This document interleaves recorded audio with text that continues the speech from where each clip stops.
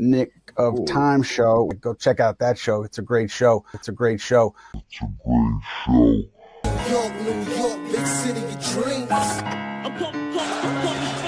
New York, New York, big city of dreams.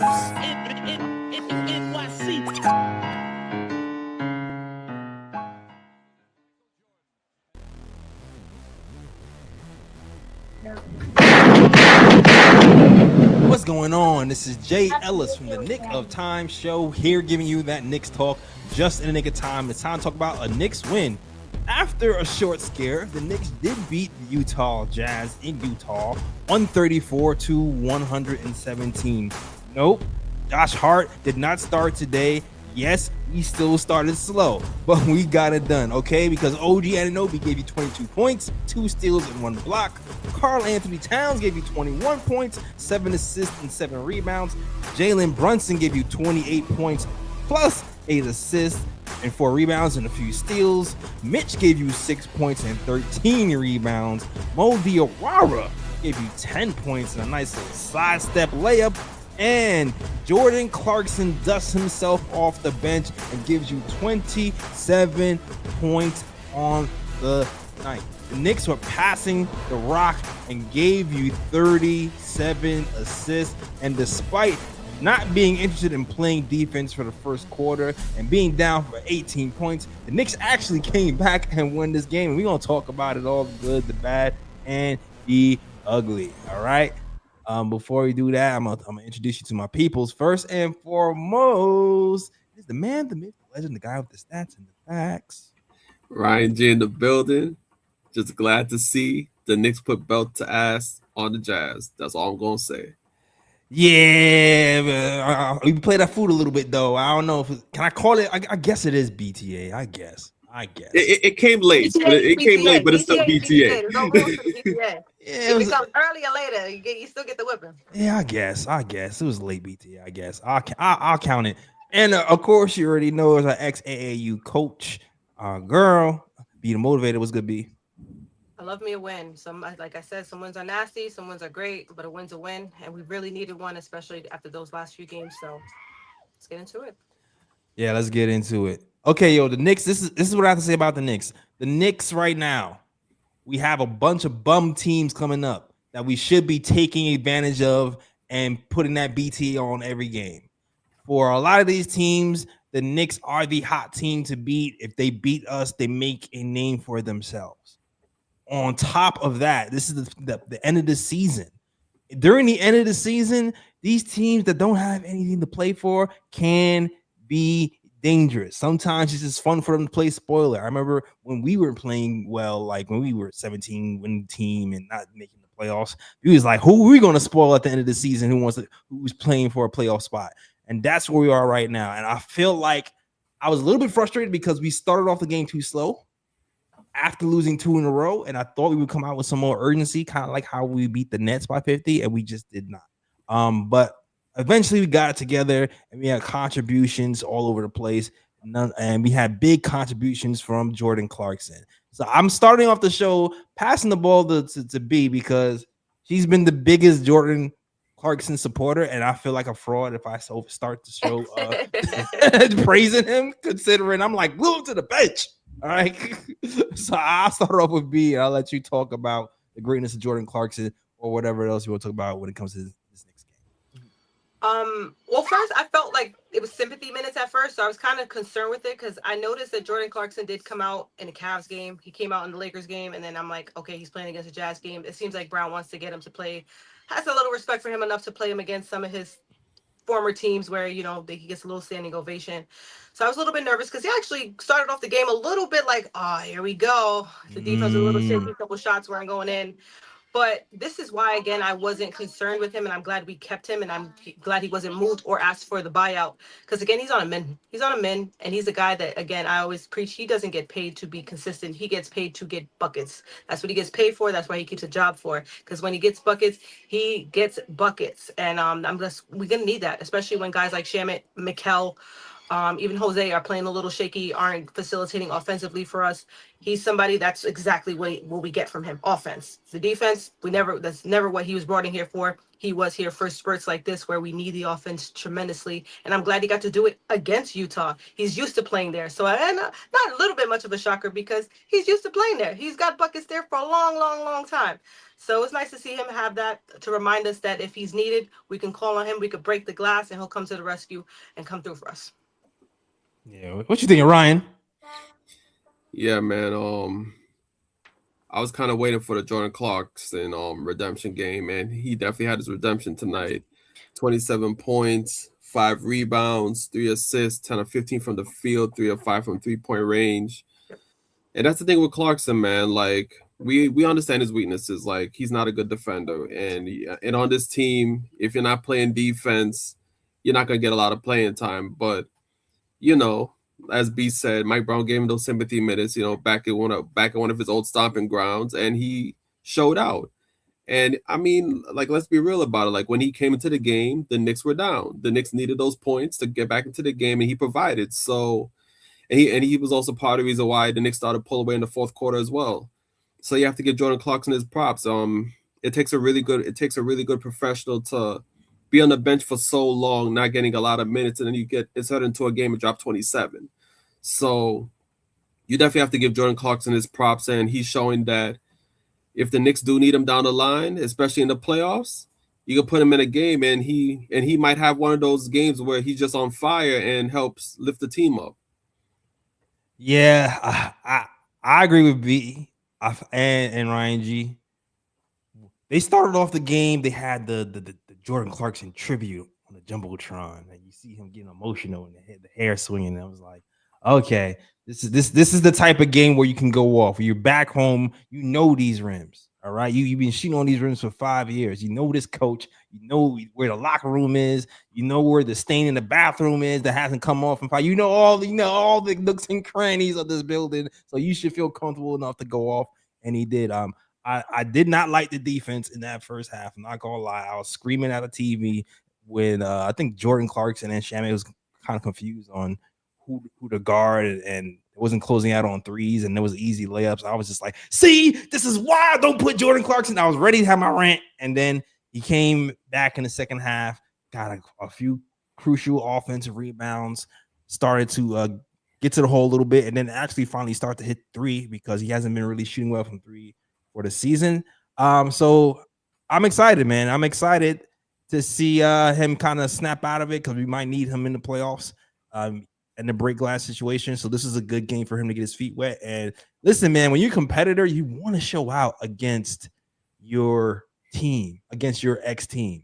So the fact that he showed out against his ex-team today was perfect for him. I mean, that lets me know there's some competitive juices left in it. All right. And I got to shut the hell up because somebody gave a freaking $80 super chat. I'm busting the guns again.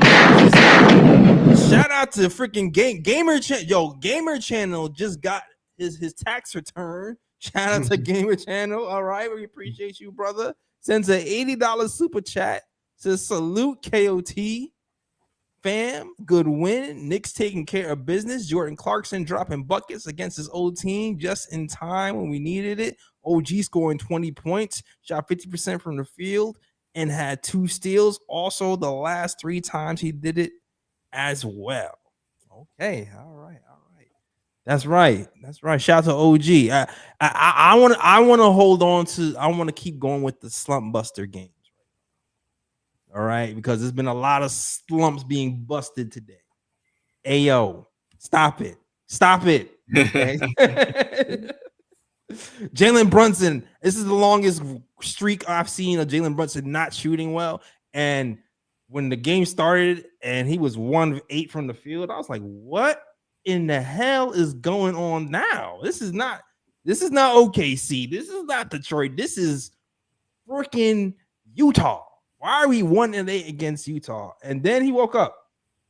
All right, 28 points, 4-7 from 3, 7-16 from the field, and the dimes kept coming. 8 assists. That's what we like. We like to have the 28 with the 8. I like the 7 and 8 assist number. That means you really passing the rock. I'm seeing the. Did you mention the 3 steals? You mentioned the 3 steals. I did not mention the 3 steals. The 3 steals is also something you like to see from JB. So I'm liking what I'm seeing from Jalen Brunson because he seems like he's been in a slump. I feel like he's made a concerted effort to be more of a passing PG outside of maybe the last game when people can maybe make the argument that he wasn't the last game, but he had 15 back-to-back assists and then another 8 assist game today. So this is what I want to see from JB getting it going into the playoffs. So I don't know if you guys have any thoughts on Jalen Brunson's game today and the way he broke out his slump. No. Oh, go ahead, Ryan. Go ahead. Oh no, I was gonna keep it short and sweet. I'll say this because I'm gonna take a page out of B's playbook right now because I think the thing that most impressed me about Jalen Brunson's game is that he went to the line 11 times, actually hit 10 free throws, which, with Brunson, he's been hot and cold with his free throw shooting as of late. So I was glad to see that. But yeah, with Brunson, look, when he doesn't have it, this is what we want from him. You pass the ball, you get your other teammates involved, and that's what he did. And the Jazz is the perfect game where, the Knicks are on a 2-game losing streak. You already know. The Jazz are not playing to win the games. The Jazz are playing to lose the games. They got all their major players out and things of that nature. So you use that game as a comeback to be like, okay, you know what? We're playing a bad team. Yeah. Let's get ourselves right in this game against the Jazz. And although Brunson did start 1 of 8 from the field, he got himself back into the game and was able to get his other teammates involved. So, got a big up cap on that front. We actually shot 95 from the line from free throw as a team. So I want to give a huge shout out to them because that's always my biggest thing. You have to make free throws. You have to make free throws. And I think that's what kind of woke Jalen Brunson up. He wasn't getting to the line at first. I think he was forcing himself to get to the line. And a lot of the times the refs was just bypassing it, like letting them play it out. And I think when he tends to do that and he's not getting to the line, he tends to play forceful or frustrated. And I hate to see that type of Jalen Brunson because when you don't see something, it does come as a wow to you because it's very rare that I've seen Jalen Brunson struggle for a stretch. There are games and then he bounces back and then he has a long stretch where he's playing so well again where you even forgot about the fact that he wasn't playing well.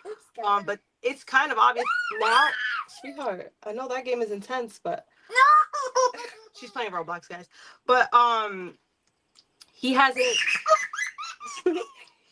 had a game in a while where he's played about 4 or 5 games in a row where he's playing well. Moral is, that's how I felt watching this game today. Moral is, I think he just got to the line and it was nice to see him get. Yeah, man, he got to the line today and he finally broke out of his slump.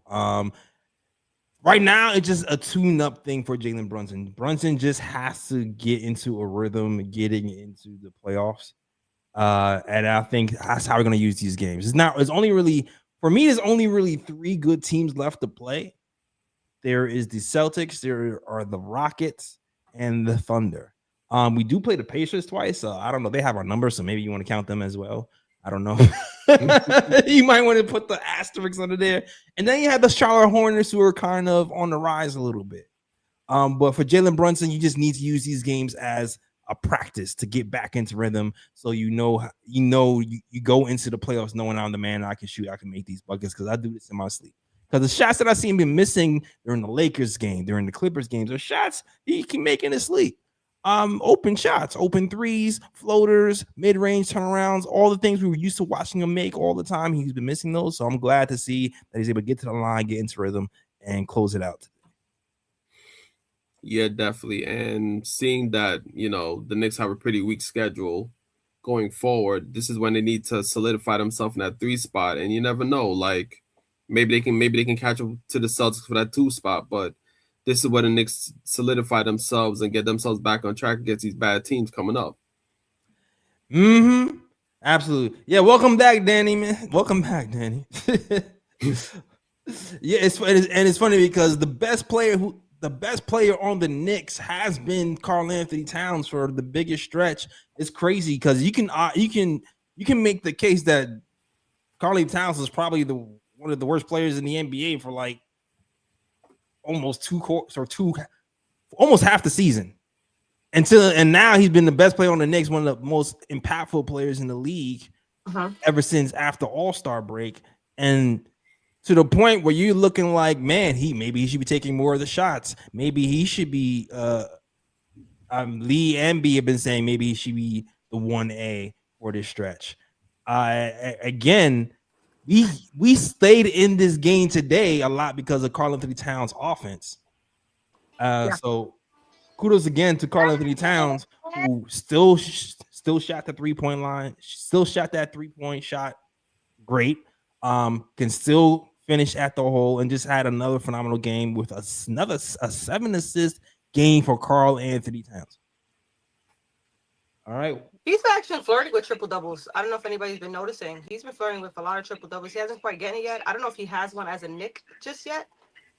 But I like the fact that he's contributing outside, because everybody's always been preaching when he was getting the rebounds and he was playing so terribly. A lot of people were like, he already gets rebounds, no big deal. But the fact that he's still getting his rebounds and now facilitating and then also scoring, this is why we appreciate this guy sometimes. Just to end with my Jalen Brunson rant, I do apologize because the way she plays that game is the way I watch the game. We're very passionate girls. She gets mad when she's not winning. I do too. But with the Jalen Brunson, he just has to get to the line, and it's hard to see him struggle because it's rare that he struggles. So we would love to see a game where we get, because I think we actually seen it recently, but we haven't seen it consistently, especially throughout the season, where Carl's playing at a high level and so is Jalen Brunson. And I feel if we get that contribution from the both of them, we're a very scary team, on top with OG just being OG. But back to Towns again. He's been flirting with triple doubles a lot this season. And he actually carried the team on his back at some point in this game. It was in the second quarter. There was a lot of times where without his bucket, it was looking like we were going to get down by 25, even 30 points at some point, because we could not buy a bucket outside of him. So I would have never put it in my bingo card to see if Karl Towns puts the Knicks on his back at some point in this season, because we've been on his back a lot of the times. But I think this is why we want him to be the 1A, because when people are looking again, they're going to double team. They're going to try to get Jalen Brunson out of his groove. He's the most important player on our team. And I think a lot of people feel like if we can't get Jalen Brunson going, we can't win, forgetting that we have a Karl-Anthony Towns. So if Jalen Brunson's struggling, it's all good. We just can't have Brunson and Karl struggling, which is a big issue for us. So I'm glad that Karl Towns has not been struggling, and he's continuously his really good plays since the All-Star break. Yeah. Download Simply Piano today. Yeah, definitely got to big up Karl-Anthony Towns tonight. 21 points, 7 rebounds, 7 assists.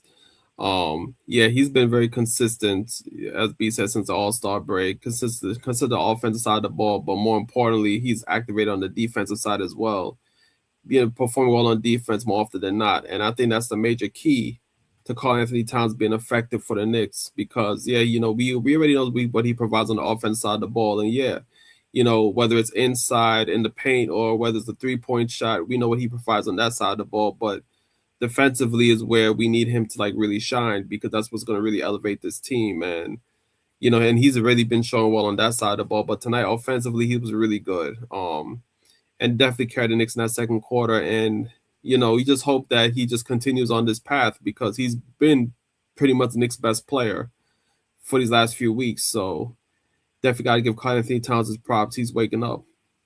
Yeah, and I just like the shot distribution has been a lot better in the second half of the season. I feel like even though Jordan Brunson's been struggling, I feel like he's been hovering around 20 shots instead of 26. I've seen Karl-Anthony Towns been hovering around 17, 18 shots. So I kind of like that formula for us. And actually seen a couple of games where both of those, like B said, both of those guys have been going off at the same time. Coincidentally, though, the bench hasn't been as good lately when those two have been going off. But I feel like it's going to all come together at some point where the hierarchy is kind of established. Everybody knows their role in when and how to shoot. I feel like you're starting to see, okay, Brunson and Cat 1, 2, OG's 3, and then everybody else get in where they fit in. You know what I mean? So I think you can't even say Mikal 4 anymore, man. Mikal somewhere between 4 and 8. I don't know, depending on depending on the night. Is who's gonna have more points, Mikal or Sohan? We don't know. That was a low blow. That was a low blow, Jay. That was a low blow. I'm just That was a saying. low blow. I'm just saying. Mikal, 5 points, 27 minutes. So hard, 4 points in 2 minutes, 51 seconds. I'm just. We'll get into him. But also, and with Towns, the foul trouble is also my biggest thing since the All-Star break. I think it was maybe only 3 games since that he has 5 or even fouled out. But aside from that, he's staying low in the foul department. So I'm really glad to see that too, going into what Ryan was saying with the defense. Yeah, like we haven't seen the offensive fouls in a long time. Yep. We haven't seen the hook. We haven't seen him being out of control, using his body to bully and not using his body to spin and position. He's just been a way more under control, especially playing against these shorter players who usually been kind of bullying him. He's found a way to bully them back without fouling, which is nice to see. And hit that trail. That trail 3 that was elusive at the beginning of the season is back. Now you just pitch it. When you pitch it back to him right now, you just feel like, oh, it's going in. It's going in. Yeah, and we liking that. The 3 looks good too. The 3 looks good lately. 3 looks really good. Honorable mention to Mo Diawara just because. All right. No, there was a stat that I seen. Every time he scores 10 or plus, we win, and I think he just added to that today. He scored 10 today, and we won. Exactly. He did score 10 today, despite not having like the best plus minus today. No, I think the hard shots were forced. Yeah. Yeah, but he still shows those flashes.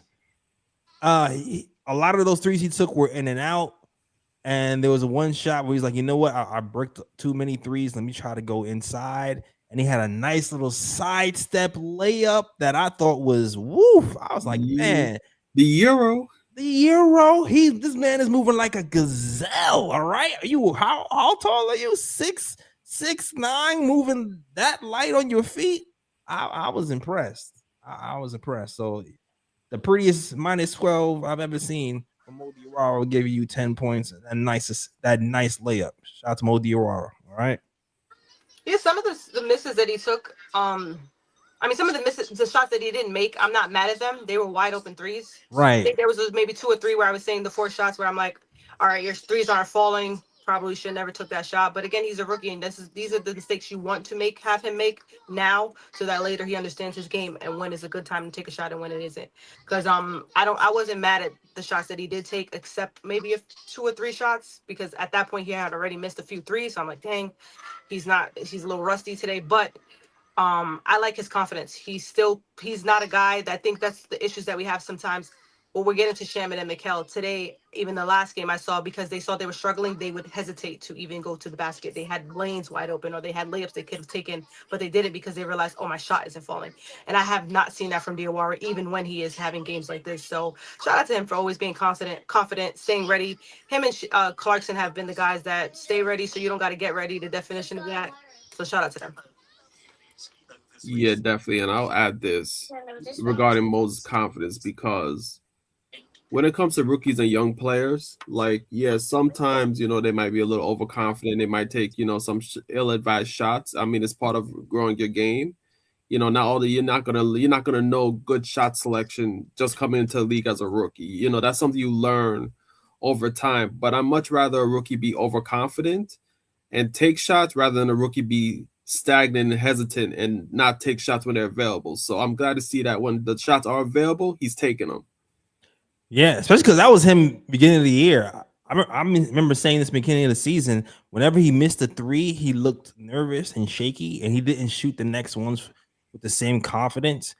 That's been long gone. I feel like for a month, if he misses one, the next one he looks like he expects to make it in, whether it goes in or not. He looks like he's surprised when it doesn't go in, and I just love that confidence in him. And also shout out to Coach Brown, because not to dip on Tibbs, but I feel like this is one of the areas where I feel like I criticize Tibbs. When he comes to these young guys, I feel like he doesn't give the young guys the rope to make mistakes for stretches. Like if you're missing 2 threes in a row, he's gonna pull you and you sitting on the bench for the rest of the game. With Mike Brown, he might pull you, talk to you, and then put you back out. and be like, all right, now work through it. And I think it's done wonders for his confidence for a 51st pick in year one. And that's why he's performing the way he's performing. All right. Oh, man. Also, the defense in general, it's crazy. We talked about Jordan Clarkson a little bit earlier and how we didn't really play great defense. The Utah Jazz scored 41 points in the first quarter. I think they shot, what, 62% from three in the first half? Yeah, they were balling. Yeah, it was some crazy number. It was crazy. It was crazy to the point where, what's dude's name, man? Bryce? Yes. Yeah, He was, some- oh my gosh. Yo, here's I the don't know how to thing. pronounce his last name. That's why I said Bryce. Yeah. That was smart. That was smart because I attempted to try to say it in my brain and it didn't come out my lips. It just stayed right there. But he's good. He's good. Sensabaugh. There we go. Woo. Bryce Sensabaugh. What's his nationality? What is he? I don't know. What kind of last name is that? I'd say American, but I'm not sure. Sensible. Sensabaugh. 29 points for Sensabaugh. He took 19 shots. He was gunning. 6 of 11 from 3. Yeah. He looked unstoppable to the point it was pissing me off that he was wide open for most of this game, for a lot of this game. Yes. But this is the thing. You cannot give these young kids any bit of confidence because we actually started playing defense maybe in the second quarter finally, and they were still hitting shots. And this is why you can't play with your food because this is how we end up losing to the Sacramento Kings, playing with our food, deciding, oh, now we're going to play defense, and now they're already hot. The Utah Jazz hit, well, I think it was a record. I think they hit a record in the first half of threes, right? I think it was like 24 threes in the first half, 14 threes in the first half. It was like a record. Christ. An NBA record or a Utah? Oh, for that team. Okay. A record for that team. They hit 14 threes in the first half, and we finally locked them down. I thought OG Anunoby and the rest of the team did a good job of locking them down. One of the defensive plays of the game to me was OG Anunoby actually closed out and blocked a 3-point shot, which is pretty hard to do. Yes. So kudos to OG Anunoby, who with a couple of threes, was really good going to the basket again today. But also Mike Brown gave somebody the Timbs that wasn't OG Anunoby. To my chagrin, he gave JC the Timbs. I was like, is this because it's in Utah? What defense did he play? He just was great offensively, but I thought he was really bad in the first half and did better in the second half defensively. But I didn't think he was. He said that it was his transition defense that was really good in the second half. Mike was always saying something. I think those are sympathy Tims. He always gotta say whatever makes him stay in a groove. So because we're gonna need him in the playoffs. Exactly. Those ain't the official. Those ain't the butters. Some two-tone Tims he got on his feet, man. I don't know. But congratulations, JC. Hey, man, if he needs some motivation to play defense during the playoffs, have at him, man. Get the Tims, damn it. Because I honestly didn't think I was going to see JC get Tims this season. But JC got on one game. Cat got on one game. Did JB ever get the Tims? I don't even know. Yeah, he did. He had it one time, but he got him. Yeah. I think I would have given it to him today. 3 steals. 3 steals, yeah. And he was trying to take charges. I don't think he got a charge today, but there was like 2 or 3 times he sacrificed his body. Yeah, he did. He tried. But whatever, JC. Is there anybody who didn't get the Tims yet? I think like the bottom, but pretty much the people who play got them all. Like Shaman got it, Brunson got it, Towns, Mikal, OG, Jose even got it. I don't think Tyler Kolek, people like that probably didn't get it. Mitch got it, but everybody got it so far. Yeah. Everybody but Tyler got the Tims? No, okay. I don't think Tyler got it. I don't think Jeremy Shohan. I don't think Puff Porty. People like that. Other than that, everybody else got them. Yeah. Does anyone have the list of the guys who won the Tims? Does anyone have the official list so we can read the list? I actually just looked it up yesterday. I don't know the exact number. I know OG is leading, and I think shockingly Josh Hart is right behind him with Mitch. It's like Josh Hart, Mitch, and OG, the 3 up top, and then Mikal, and then everybody else is like 2 or 3, and then 1 is like Jalen Brunson. Got you. Hmm. Okay. All right. But OG is definitely at the top easily. Like he's way up there. Yeah, I feel like OG's gotten he's gotten the bad end of the stick a few times with the Tim's award, but whatever. But that's what kills me about the award, because I remember early in the season when Mike Brown's like, when Mikal had this crazy defensive game that he didn't get it and he gave it to someone else instead, and he was like, the defensive stats sometimes aren't going to be why you win it, but then he keeps giving it to OG because OG's getting steals and blocks. So I'm like, I'm confused with the award. I don't know. I think he's trying to push. I feel like Mikal should have had a couple more in the beginning of the season when he was. Remember, he had that whole 10-year where he was. Yeah, 2 steals, 2 blocks. Yeah, and he was not getting the Tims for those games, and I'm like, why is OG now that he in the end of the season? And it's not because I love Mikal, guys. It's because you love Mikal. Wait, we should get into him because. Go ahead. What do you have to say? No, I do want to just go on record with now I am concerned. I do want to express my concerns because we did talk about it before we got on here, and his contribution isn't much as needed as, of course, Towns and OG. If obviously OG and Towns and Jalen Brunson don't show up, I don't think we have a chance at all. I think we still have a chance if Mikal stinks it up when we have those 3. Right. A chance to get to the finals, though, that's where it starts to get alarming for me because there's no way that we get through 3 series with Mikal playing like this. There's just no way.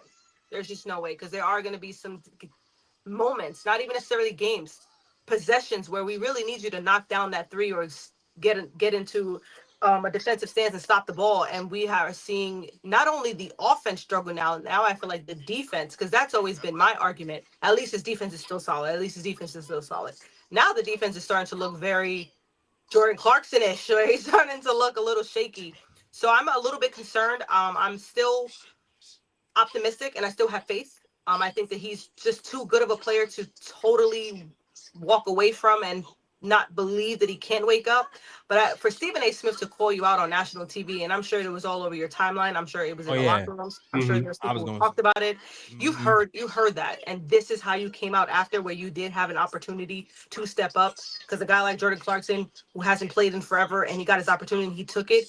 You get opportunities each and every night. It's not like Mike Brown has taken you out of the lineup. He has dipped in his minutes, and for good reason. And shout out to Mike Brown for that. Not even though Mikal is starting, he's not even playing over 30 minutes as we went over. So to see that he is taking him out in a lot of the games, seeing the struggle, but you're getting opportunity after opportunity. You're still getting the opportunity to start games and sometime and at some point contribute to the game, and you're not contributing at anything, not even defensively. And especially offensively. So I just want to express that I am starting to get concerned.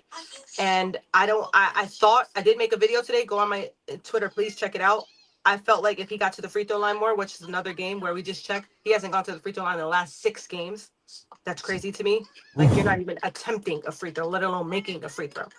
I thought that was something that needs to happen. But today, I've seen 2 times where he had a clear lane to the basket again, but pulled up to shoot a fadeaway. I'm confused why that keeps occurring. So I'm just concerned on what's mentally going on with him. And I think that's been a lot of the issues with the Knicks team throughout the year, the mentality. I don't think it's necessarily the talent. I never question the experience, which I feel is why we came through today. I question the mentality. What is going on in your mind when you're playing this game? So I wonder what is something that can occur to have him locked in eventually. And if we're going to get the game where he finally wakes up. And I'm not even asking for a game at this point. I'm actually for a 3-window span. Like you guys stated, we're going to go on a trip right now where we're going to beat some low bottom teams that are looking to play around in the draft today. And this year, excuse me. They're not worried about the playoffs at all. So this is a great opportunity for you. And if I believe the next 7 games, if he goes these 7 games without scoring 10 plus in them, I'm going to have to jump on board with you guys and ask for those picks back myself personally. I'm going to need them back. Damn. Because it's concerning. I don't think we get to the finals if he plays like this. I do still believe we can knock out a team the first round, the second, even the third. But I don't think we win, or we might possibly struggle even in the 3rd round if Mikal is going to play like this. It really depends, man, because our saving grace has been Shamit. When it comes to knocking down threes and playing defense, the problem is Shamit's physical profile doesn't match as Mikal. So it's like at points, Shamit can be in the right space defensively, or he can get some stops sometimes. But if the player is a little bit bigger or a little bit taller, then he'll struggle. But on the other side of the ball, though, you'll know in a big moment that Shamet can hit some threes. So Shamet, to me, has been the saving grace when McCall or even sometimes OG has struggled from the three-point line. But with teams where we need a wing to match up with other wings and we can't afford to have a shorter Shamet in there, we're going to need McCall to step up and do something. So it's about matchups. It's going to be about matchups for us. I'm with you, B. I'm looking forward to seeing what McCall does. I think it's starting to get to his head, like you said. The Stephen A. Smith rant. Whenever Stephen A. Smith speaks, it reverberates around the NBA. So that's when your family start calling. That's when your teammates like, "Yo, did you see ESPN?" And he was already in the slump, so I feel like he might really be in his head right now. And it's affecting the way he plays. And I feel like he's even trying to figure out how to play physical because, like you said, he's used to getting to that fadeaway. But like I remember I saw him trying to like create contact against who's the Utah center? Filipkowski? Yeah, I felt like he was trying to create contact with Filipkowski and he didn't quite create the body contact first. He just kind of tried to do both simultaneously and kind of got put off his spot. He needs to do some like layup pad work or something. You know what I mean? Yeah, I don't know.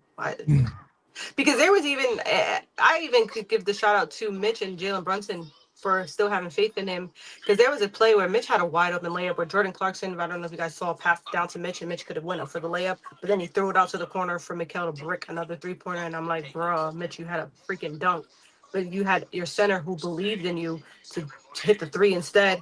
And then there was another play where Diawara was on the wing and Mikal was on the wing and Jalen was bringing the ball down and he looked at Diawara and looked him off because the two possessions before that Diawara missed. So I felt like Jalen Brunson was like, all right, he's struggling, but this guy is struggling even more. Why did you? And he wind up still passing to Mikal. Mikal put up another brick, and I'm like, at least your teammates really still trust in you. And again, that's why I'm starting to get concerned, because the things around you aren't that, I feel like are that disruptive. You still have teammates who believe in you. You still have a coach who's going out and speaking highly of you. You still have a coach who's still playing you. What is it specifically? So I truly wonder. Yeah, with Mikal, well, you already know me. I mean, I've been pretty much harping on this dude's game, with him struggling these past couple of weeks or so and just putting in lackluster performances. And to be honest, these stretch of games that the Knicks are going to have upcoming, this is when he needs to wake up, because you're going against bad teams upcoming now. So these are the games where you try to find your rhythm and get yourself back on track. But it's just bad when it gets on national TV and he getting called out on First Take on ESPN in the morning about your game, and then on top, and then when you come into the game against Utah, I'm thinking this dude's gonna have a good game. He starts off the game hitting a corner three. I'm like, okay, Mikal's waking up. Maybe Stephen A's rant got him or something like that. It just seemed stink it up again and only give 5 points for the whole game. I think the last 4 games or so, he's only scored 21 points or something egregious like that. I mean, I don't know what's going on. I really don't know what's going on with them, but hope that by the playoffs he fixes it and he gets back to his normal self, because right now it's looking pretty scary. It's looking scary right now. You would think he's Muslim. You think he's fast in the way he's playing, all right? Like, man, Muhammad out here giving you Euro steps. Right. I don't know, man. It's the next 7 we play mediocre teams. Yeah, we got the Pacers next. Pacers be having our number. We better beat them, damn it. I'm tired of the damn Pacers. Without freaking Halliburton, I'm tired, man. Right. So yeah, we got to win that game. Also, shout out to Mitch, man. I really like the double big lineup. Hey, I told you. Listen, I've been a proponent of the double big. You have. I have. Please, sorry, Shaman. Can I start? Obviously, somebody is. I don't know if it's hard or Shaman. It's one of these guys. Jesus. So it's clearly Mikal too, but I mean, I still believe in Shaman. I still believe in Shaman. I have a But question for you guys. hmm Remember last year it was like the third quarter of doom. Would you yeah, guys rather? I know this is bad to be like, would you rather terrible or horrible? But would you guys rather the slow starts and then how we've been fighting back in a lot of these games, or would you guys rather us the way we used to start off hot and then have the third quarters of doom and lose the game? actually, rather the first quarter than the third quarter. That's Because what I I'm trying feel to figure out. like when the third quarter of doom it happens, then it's like you have one quarter to get together. Exactly. Yeah. That was our thing last year. Like that was a big Yeah, thing last year. And this year, yeah, a big thing is how we starting games off. Yeah. for real. But yeah, I rather third quarter of doom for sure. But I want to say the double big lineup though. Yeah. I'm liking the double big lineup. One of the other plays of the game to me today, Mitchell Robinson throwing a lob to Cat. I was like, wait, what? Mitch is like, see, you throw lobs, I throw lobs back. I'm like, okay. Like one of the big pushes we made was with the double big with Mitch and Cat. So yeah, man, play those no Josh Hart. Play that together. Play that line together. He had what 5 offensive rebounds. Only thing is, Mitch needs to get some more defensive rebounds. I feel like he be letting some teams get like I'll be seeing him by average freaking 30 rebounds a game. yeah. I mean, but listen, good average 30. Damn it. Just sometimes I Well, that's see why I would him. like the double big because that's Carl Anthony Towns is the total opposite. He's really good at Yeah. defensive rebounding, and Mitch is really great at offensive rebounding. And that's why I'm speaking on Mitch. He did have 13 rebounds today, 6 points, even 3 assists. Gotta give him his 3 assists. That's very, Mitch gets his assists. You gotta give it to him. And one of them was that lob to Carl. But I told people, a lot of people were mad because Mitch didn't play in certain games this year, and I had to explain to them that Mitch is just not a 82 plus a game a year guy. And if we want Mitch to play 82 games, which would probably include the playoff games, we're going to have to sit him during the regular season so he can at least touch 60, 70, 80 games a year. He's not going to be able to do 80 and then do the postseason runs anymore. That's just not in his caliber. And I think that's the biggest thing that I do want to emphasize. I wouldn't be shocked if we saw the double big lineup in the postseason. I wouldn't be shocked if Mitch started to play 20 to 25 minutes a game. And I hope that he does get to the point because when he's on that court, it's always been a big difference. Even the games that we lost, we wonder if he would have played had we won, because when he does play, it typically seems that it does lead to a win, or we at least have a fighting chance to win. So just always shout out to Mitch, because today, without his offensive rebounds, I don't know how we would have got back into this game. There was like 4 or 5 times where we got offensive rebounds and we kept bombing. I'm like, bro, he is giving you opportunity and chance on chance on chance. Give him something. And I'm glad that we're feeding him more. I know every time we feed him, people get like, finally, but we've been feeding him. Like, it doesn't not finally. We've been feeding him. I think always a lot more. We'd like to see it. But I would love to see the double big going into the postseason. We're probably not going to see Mitch start the regular season because we have to save him for the postseason. And just again, I want to give Mike Brown his flowers for making sure Mitch has stayed healthy this season so that opportunity is possible. Well said. Let's see. I'd be shocked if he starts. Well, we'll see. I want to see him start against the Cavs. He has to. He has to. If he play the Cavs, he has to start. Yeah. Back. Has to start during the game. Did he start any games last year? Yeah, he started a few, I believe, in the playoffs. He did. He started in the playoffs because last season Mitch was yeah. injured for most of the season. He came back for the last 20 games or so. That was one of the criticisms with Tibbs last season, is when he came back, he never experimented with Mitch in the starting lineup towards the end of the season. And the first time he played, he started Mitch was and we won those. I think Pacers. Yeah. First game was against the Pacers. But Josh Hart actually requested that he would be benched for Mitch during the Celtics game. And he does dominate the Cavs. Yeah. Mm-hmm. He got Allen and Mobley's number on speed down. Exactly. That's his son, man. You already know that's his son. So now you're right. No, I actually want to see a lot more Mitch.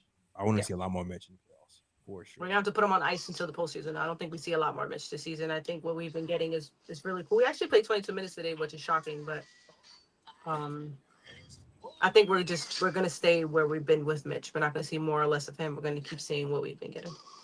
Absolutely. And like you've mentioned that he getting a lot more lobs. I know. I feel like OG has been looking for him. Yeah. Um, Him Brunson, and OG. Brunson is starting to look for more. Actually, he's looking for a lot more for Cat lately. But Yeah. Jose Alvarado, I feel like gets the ball to Mitch a lot. Jose actually had 7 assists today. He was actually a plus He did? 28. Yeah, he had 7 assists and he was a plus 28. The highest plus minus on the team was Jose today.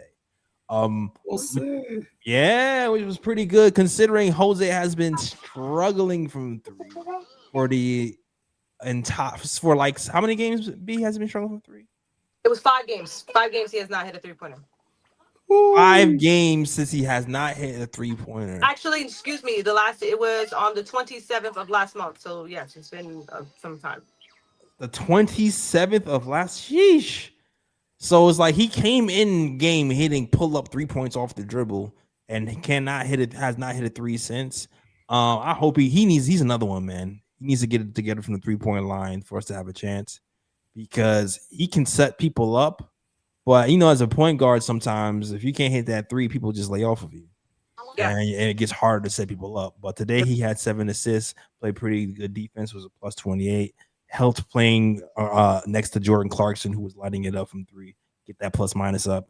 But decent game from Jose Alvarado. I don't know if you guys want to add anything else. I'll say this about Jose's game because my thing is, okay, if you're not scoring the rock, what else are you doing to help the team out? And he was setting up his teammates. So it's like, okay, maybe you're not scoring the rock, maybe you're not hitting 3-point shots, but you're playing good defense, you're playing solid defense, and you're setting up your teammates. So from that standpoint, I'm glad to see that he's contributing in other ways because the last couple of games, especially the games in LA, he was sticking up the joint. Like he wasn't scoring, he wasn't setting up teammates, nothing. So I'm just glad to see that, okay, you know what? The shot is still not there. He's still struggling with the shot, but at least he's getting his teammates involved. And I do like the fact that Jose is trying to find his bigs and feeding them the ball, which is something that I do like as well. So, yeah. I'm just glad to see that, although his offensive game is struggling right now, he's still trying to find other ways to contribute. Yeah. And 2 steals once again for Jose Alvarado doing his GTA thing. All right. All right, y'all. I've said everything I had to say about this game. I don't know if you guys want to add anything else.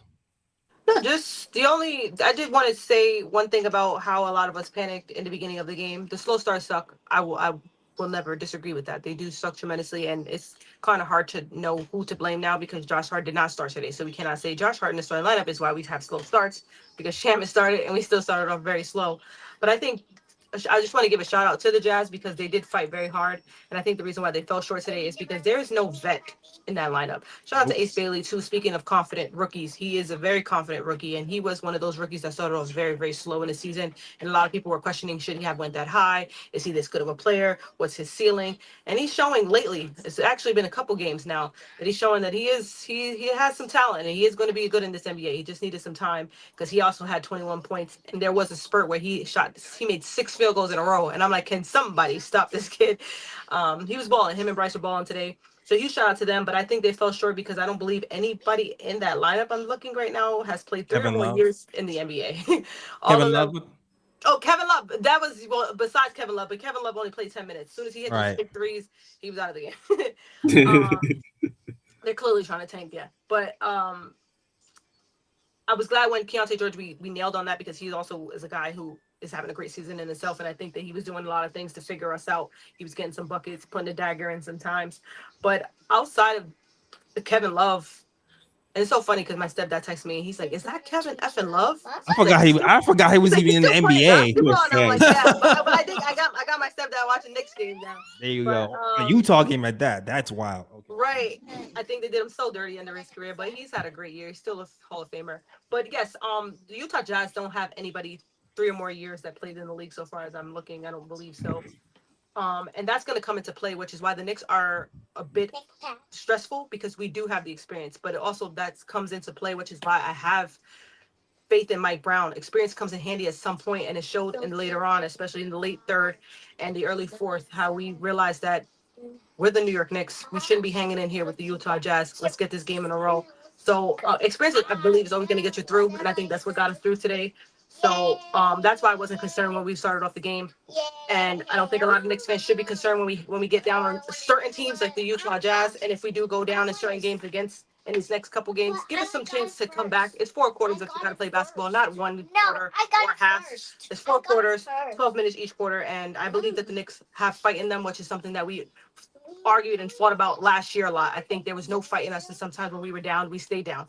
This year, even though sometimes they didn't end even that Clippers game, even that Lakers game, we still showed fight. It's just that we couldn't buy a bucket and we were shooting some bad shots, but we were still fighting. And I like to see that this year. That is the big difference from last year to this year, how we're ending games strong, even though we are starting games terrible. We're ending games strong because it's always how you finish a game, not how you start a game. So I just wanted to throw some positivity out there because I know there hasn't been much to say with Mikel's play and a couple losses that we took, and some of the bench struggling. But certain things that I do want to give credit to is the fact that the Knicks have not lost fight throughout some of these games this year. And it kind of led us to come back and win games. I believe now we have 11 comebacks when we were losing by 20 or more this season, which is a crazy stat when I heard it. I'm like, but we have come back in 11 games where we were down 20 plus in games. So we weren't even close to that last year. So I just want to shout out to the Knicks for fighting. Shout out to the Jazz for even putting up a fight for us to fight back because we thought we walked in there. We were up by 50 earlier this season against them where it was no competition at all. So shout out to the Jazz. But experience is needed in the NBA, and I'm glad that the Knicks have it because it's going to be able to have us pull through in some games. Yeah. That's the front. You know what it is? That's the exciting thing and the frustrating thing. Right. About the Knicks. Like you just mentioned the stat. Came back 11 times down 20. Yeah. We were down 18 to the Utah Jazz. It's like we were down 20 at this point in this game. You're down. But we scored immediately 20? right after the 20, which got us to 18. We weren't down 20 for many possessions. It was just one possession, but I could have sworn it was 18. But either way, what's the way? Biggest lead. It wasn't. No, biggest lead 18. Biggest lead. Okay. He's 18. He's down 18 in the first half, and we came back. When you lose 2 in a row, yeah, you need to start games better, especially against a young team. You have to start games better. I think that's the thing. It's like the talent is there, but the urgency, the urgency for this Knicks team is wavering sometimes. And that's the thing that's maddening because we see the potential of how high you can climb with your talent. You climb from you. How do you went from 18th in the league in defense to 5? Oh, we're 5 now? We were 5, we were 5 or 6 2 games ago.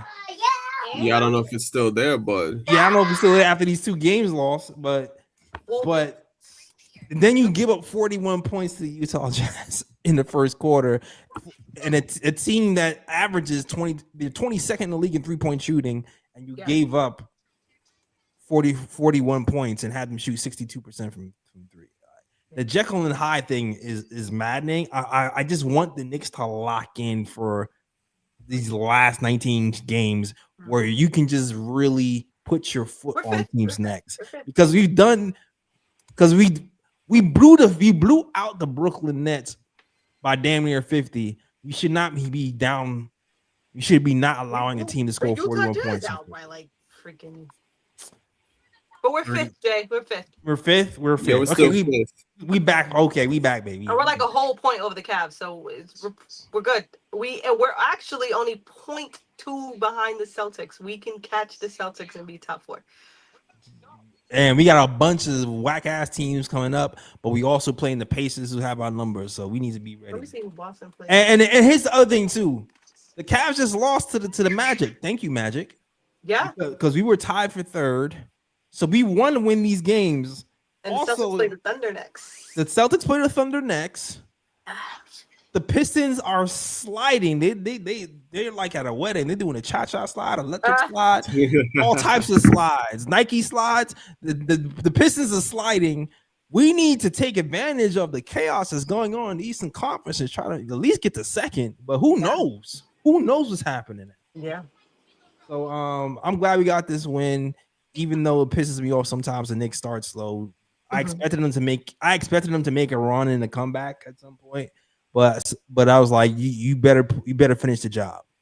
just benefit because you don't want to give teams confidence, and now they are in the fourth quarter believing. Nah, we don't want them believing. Take their heart now. Definitely. All right. All right, yo. Any bruh picks? I have a feeling there's a couple of coming up. This was a wild It's been a wild NBA week. Yes. couple of days. Any bruh picks you guys want to mention? Yes, I do. Oh boy. So if you paid attention to what was going on around the league, you would know that last night, Oof. out of all people, Don't Bam even- Adebayo scored 83 points, 83. breaking Kobe Bryant's record of 81 points. Now, I'm not here to rain on Bam Adebayo's parade. Sounds like you are. Johnson. 83 points is a great stat. Great. You know, it's a great stat. You know, it takes a very hot game for somebody to get that. Not everybody can score 80 plus points in a game. Yeah. But here's my thing. I would more expect it from a prolific scorer. You know what I mean? Somebody who averages at least 26, 27, 28, 30 plus a game. Someone that we know for a fact that what they do is get buckets. That's what they do for a living. Bam Adebayo for his whole career, he's only scored over 20 points per game twice in his whole career. In the 22-23 season, he had 20.4 points per game. This season, he has 20 points exactly per game. He has a number of performances where he scored over 30 points and one game with 40 plus points. Now, what was so egregious about that performance is that the Heat were purposely fouling the Wizards to get more possessions for Bam Adebayo to get those 83 points. Bruh. Back in the Wizards by like 30 in this game. Bruh. That makes it worse. And then on top of that, if you're the Wizards, how the hell you let Bam Adebayo score 80 plus points on you? He's not even a prolific scorer. You're the Wizards. Oh. Unethical basketball, man. Unethical. I do want to say, because I know you got other bruh picks, and that was going to be a part of my bruh, because I actually have the opposite of your take with the bruh picks. I actually have the bruh going to the people who were bashing his 83. For the sole fact that... Brother, you, Ryan. Bruh. Because for that sole fact that you stated, he is not a prolific scorer, and the fact that he got 83 is kind of impressive. It's not as impressive because Kobe Bryant has done things, and anything that Kobe does, or even Michael Jordan or guys of that stature, is going to be hard to impress or even be better than. They set the bar very, very high. And it's Bam. So I don't think a lot of people were like, they're shocked the fact that it was him. But we got to remember his position. He's a big man. And I know people are going to bash the fact that he got to the line so many times. I don't know how many guys who are of his size or his stature or his position that can make the 30 plus field goals that he made. Because I know Mitch Robinson, if he got to the line 43 times, he probably would end the game with 10. He probably still end the game with 10. So that's why I'm a little bit, I think, again, 83 is 83. And when you compare certain things, and I think that's what going into the Knicks too, when we compare our team or compare, and I know that's a part of the sport, you got to compare. That's how you set the standard for certain things. But when you compare certain things, it does take away. And I just hate that people are trying to take away from what Bam did because of what Kobe did. And I saw some people say that he should have had more to respect. Last night, Luka passed Kobe for triple doubles in Laker history or whatever the heck that deal was. And so did Nicholas Batum. So it was a bad Kobe night overall. Kobe's records were broken across the board. So should have Batum and Luka had more respect and not broke his record because it's Kobe's record. All respect to Kobe, RIP Kobe. He's one of our legendary players. And if you can give him respect, you always try to. But when it comes to records, that's not what respect necessarily stands for. Records are meant to be broken. And if you have the opportunity to break a record, you're going to go for it. So shout out to his teammates for understanding and for knowing, because I think we also would have been brawling them if they realized that he was close to that and started jacking up their own shots and disregarding the fact that this guy could possibly make history. And shout out to Spo for understanding and seeing this guy has 40 at the half, I believe. He had 40 at the half. He knew this night was already in position for it to be special. So you don't get much of these opportunities. There's guys who've come close, and even guys like Booker and Luka, who was there, they haven't done it again. Why? Because it's very difficult to even get to 60, 70. Ask Jalen Brunson. He hasn't done it again since. It's hard to do that. So I think when somebody has the opportunity to do something, you kind of pounce on it, and we don't take away from it because we're trying to compare it to something that's incomparable. Kobe should not be compared to anything that Bam does in his career. And I understand the points are the points, but Kobe's in his own lane, Kobe does his own thing. And if you're going to compare to Kobe, of course, you're going to disregard something. She gave you a bruh, Ryan. Not necessarily right, but yes, I saw it across the NBA. A lot of Trying to instigate here. players. Here, It's 83, man. That's hard, and he's not a scorer. So the fact that he even touched 40, and at the beginning of the game, he was getting buckets. And then he started jacking up threes, which was very unethical. I do agree. I'll say this though, with Luka breaking Kobe's record, at least Luka's a natural triple-double threat. You know what I mean? So it's like you're gonna probably expect Luka to break Kobe's triple-double record just for the simple fact Kobe wasn't really a triple-double guy. He was more of a scorer. Yeah. Luka's actually a triple-double threat. So get that out the way.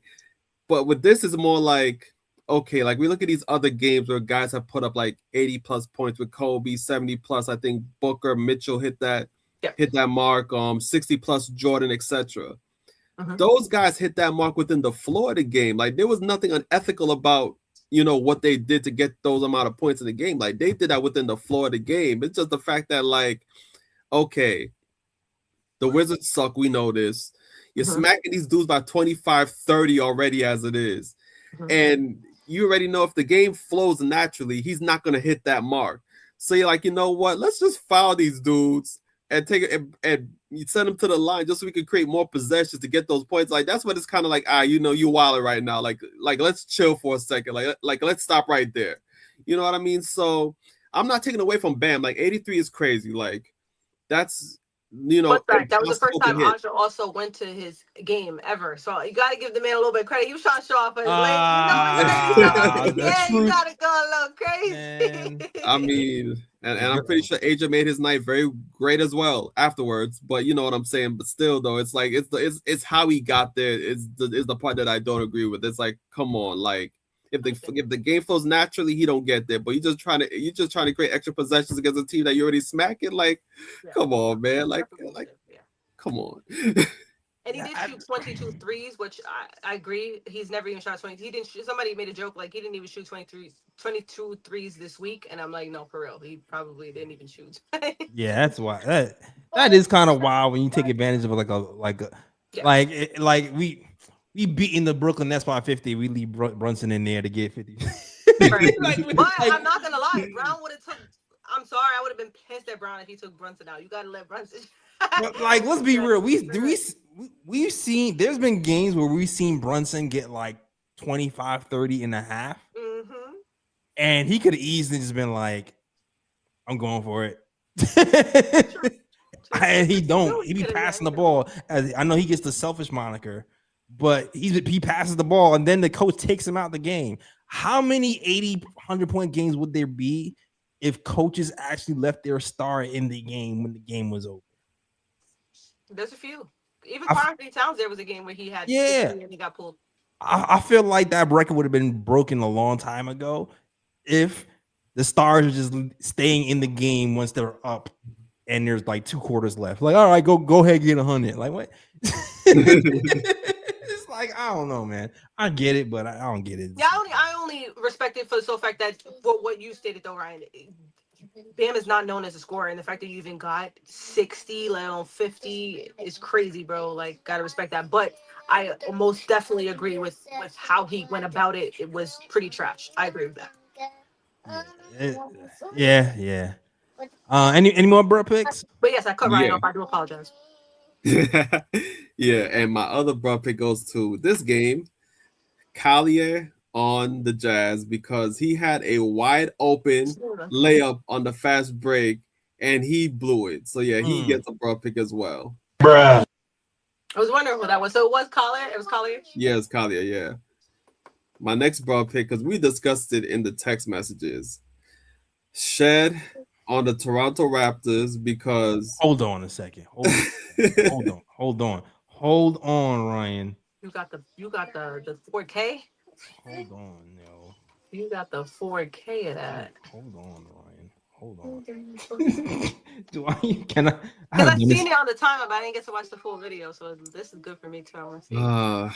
Yeah, Shed was he more than touched earth. He And was Clay. he was rolling around the dirt. You can go and explain it, Ryan. You can. But yeah, so basically he's playing super extra hard defense on DeJounte Murray. DeJounte Murray sized them up, crossed them over, made dude stumble to the earth, and hits a pull-up three-pointer in his grill, and then proceeds to stand over him and shout at him as he's on the ground contemplating life after getting crossed up like that. Oh. Wait a minute. He doesn't. Ooh. No push off either. He got him clean. Yeah, Clean. No push off, nothing. Clean. Look at disrespect. They almost put him to the ground. Look at quickly like that. You can't jump to my guy like that, man. You can't jump to my guy like that. Well, when Mr. Christian quickly steps in, you know it's crazy. Shout out to Murray for coming back strong too. He's been playing well. Yeah, that was crazy though. That was woof. That was an ankle break if I ever seen one. Did you guys see the Payton Pritchard one where he clearly pushed him? Really? Yeah, that I was seen that. That was clean. Yeah, that was clean. That was clean. That was an embarrassment. That was woof. Yeah, that was nuts. That was nuts. That was embarrassing. And they're up. At least they were up too, because sometimes you could glow when your team is down. You're up. They're winning. You hit the 3. Okay. Yeah. Bruh. Whew. All right. A good show, guys. Yeah, man. Y'all. First of all, shout out to everybody in the chat. Y'all here up here watching Knick of Time. They always up late with us, man. 1 a.m. Y'all nuts, but we appreciate y'all. Shout out to Dan Lit BBQ. Shout out to the Predicate over here. Shout out to Gamer Channel who gave us $80. Shout out to Predicate for always having great nicknames, by the way. Word. Like a little the coin man, whatever. Little nickname creator. Yeah, you got a job in marketing somewhere, guy. All right. Shout out to Fritz over here rocking with it. Yeah, shout out to Fritz. Soderberry. Everybody rocking with the KOT show. If you like the show, hit that like and subscribe. We have to every game talking Knicks basketball. And there's a bunch of people still watching on Twitter as well. It's just like about, I would say around 60 people on Twitter watching. So if you're on Twitter and you have not subscribed to the channel and you want to support us, go ahead. Hit that subscribe button. We have to every game talking this basketball. 2 a.m., 7 p.m., 10 p.m. We here talking Knicks basketball. All right. So help us support. Also, another way to support is just to share the streams. Retweet the streams, share the streams on YouTube to Twitter or wherever else you want to, Facebook, whatever. Sharing also helps us. So thank you for the super chats too. It helps us keep the lights on, it helps us not have to come out of pocket, and it helps us upgrade, get lights, get everything going. And pay subscriptions for StreamYard and everything else in between. All right. So thank you guys for the donations. All right. That's the show, guys. Thank you guys for watching. So I got a 7:30 game next. So, thank you, because I'm tired. Yeah, we've been tired. Real. B, let them know they can find you, B. Here, KOT. If I'm not on KOT, Sporty Spice on Twitter, SPORTY SPICCE. Absolutely. And Ryan G, let them know they can find you, sir. You can find me on Twitter at Ryan G KOT. You can also find me on Instagram at Sir G is chilling. Sir G is chilling. That's SIR. G is CHILLIN. And I just want to end the show with this stat right quick because Lee just posted it in the chat. Mikal Bridges' last 5 games. 7.2 points per game, 4.8 rebounds per game, 3 assists per game, net rating of minus 28 in those last 5 games. You know he sucks, Lee. We know. Bruh. Get it together. All right. Thanks, Lee. Thanks for that. Terrible. Thanks for the reminder, Lee. Oh, man. We're going to end on a high note. We're going to beat the Pacers. We better beat the Pacers. We better beat Nimhart, man. We need to beat Nimhart. I'm tired of him. For real. And I don't want no damn last minute victory either. Yeah. Smack them dudes. BTA smack them. Yeah. For real. Revenge. All right. And then we got no Curry Warriors, so that's good. we owe Draymond But something. I did see a crazy stat too. He's undefeated in MSG or something, or he only lost one game at MSG in the last It's a crazy stat though. Curry not even playing. I know, that's how glad he's gone, so we can really win these next two. Yeah, I don't know what it is with Curry. Curry see Knicks at the Garden, and he all of a sudden turns into a god. Yeah, and we play at the Garden. Yeah. It's crazy. I think MSG or some shit. Yeah, I don't think we beat Curry at MSG since Raymond Felton's been here. Jesus. Facts. All right, that's not bad though. Let's get out of here. My bad. I didn't mean to piss y'all off. Raymond Felton, I really think that's the last time we beat him, because I remember Curry was lighting him up, and then Raymond Felton got a stop in the fourth quarter, and it was helping us win the game. He's like, but shout out to Raymond Felton. Yes, all Raymond Felton forming it great. There it is. That is our show. Right, Ryan, I'm tired, man. Ryan G, I let them know where they find you already. Oh, I already told them. Yeah, they can find us. They can find us. We got it. Yeah. That's how you know. Trying to bring in the negativity. Oh yeah. That's how I know. That's how I know it's time to go to bed. It's time for me to go to bed. We're all good. We're all good. See you guys at Indiana. Yeah. That is that show. That's a show. Thank you guys for watching. And as always, shout out to Worldwide West. Everywhere we go, we leave a worldwide mess. Commercial here in these Knicks streets. That's the show. We out of here. Peace. New York, big city of dreams. New York, big city of dreams. NYC.